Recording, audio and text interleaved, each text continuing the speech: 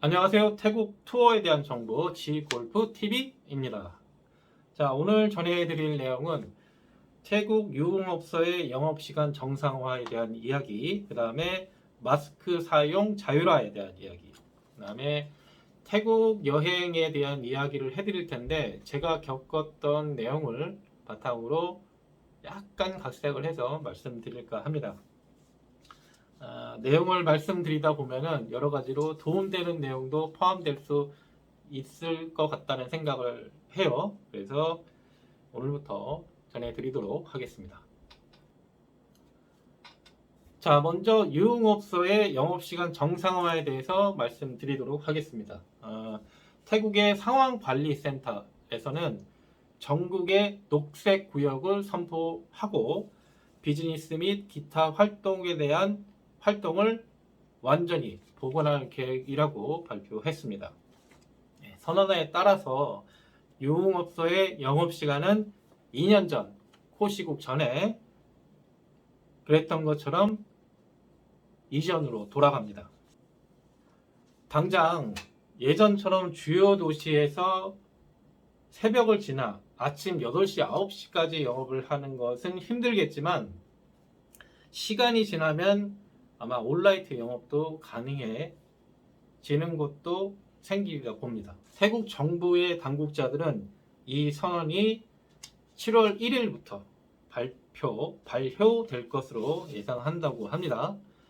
근데 여기서 주의하셔야 될 점이 유흥업소 영업이 재개된 이후에 입원 환자 수가 약 한 10% 정도 늘었다고 해요.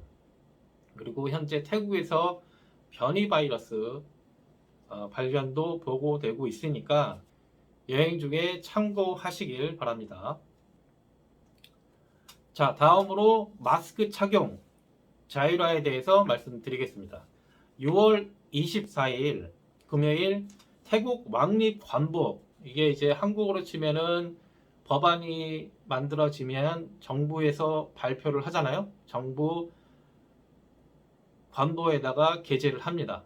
그 이후에 15일인가 지나면은 이제 정식으로 법안이 발효되기 시작하는 건데, 이 역할을 하는 게 태국에서는 태국의 왕립관보가 되겠습니다. 이 발표에 따르면 태국은 마스크 착용 의무화를 해제하고 취약계층과 감염이 의심되는 분들에게 개인 및 공중보건을 위해 마스크 착용을 권고, 의무가 아니고 권고입니다. 권고를 했습니다. 네, 짧게 말씀드리면 마스크 착용은 이제 알아서 하십시오 입니다. 붐비거나 환기가 잘 안 되는 장소에서는 마스크 착용을 권고하고 있지만 이 역시 의무사항은 아니고요. 태국 정부의 입장은 마스크 착용을 더 이상 강제하기가 힘드니 규제는 하는데, 그래도 본인이 판단했을 때 내 몸 상태가 아니다 싶으면 본인과 다른 사람들을 위해서 이 마스크를 써달라고 하는 것으로 해석이 됩니다. 유흥업소 개장을 했는데 마스크 쓰고 있으면 서로 이제 몽따주 확인하는데 힘들겠죠. 다음으로 태국 여행 이야기를 조금 해드릴까 합니다. 제가 경험했던 내용을 바탕으로 말씀을 드릴 건데, 내용 중에 도움되는 내용도 있으니까 알아서 잘 걸러서 들으시면 되겠습니다. 제가 태국에 있을 때 그 바이크를 하나 산 적이 있어요. 중고 이제 혼다였는데 엔진이 한 250cc 정도 되는, 크지도 작지도 않은 바이크였는데, 이 바이크를 왜 샀냐? 이 바이크로 태국 여행을 한번 해보자 라는 생각을 했어요. 근데 그때 당시에 제 체력이 좀 많이 부족했어요. 그래서 체력을 키우기로 합니다. 제가 이제 뭐 친구들하고 좀 음주 가무를 좀 많이 즐겨서 체력이 아주 바닥이었거든요.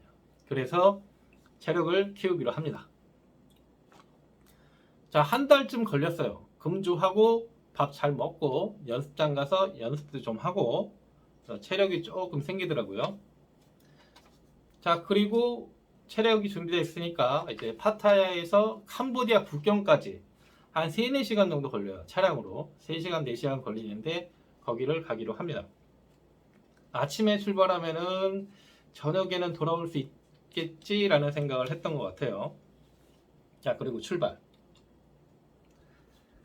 1시간 뒤에 힘들겠구나 제가 좀 생각이 들더라고요. 이 분위기가 얼마나 아프던지. 이게 바이크 타보신 분들은 아실 겁니다. 이게 조금 1시간 이상 타게 되면은 신체의 일부가 좀 많이 아파오기 시작하죠. 네, 그렇습니다.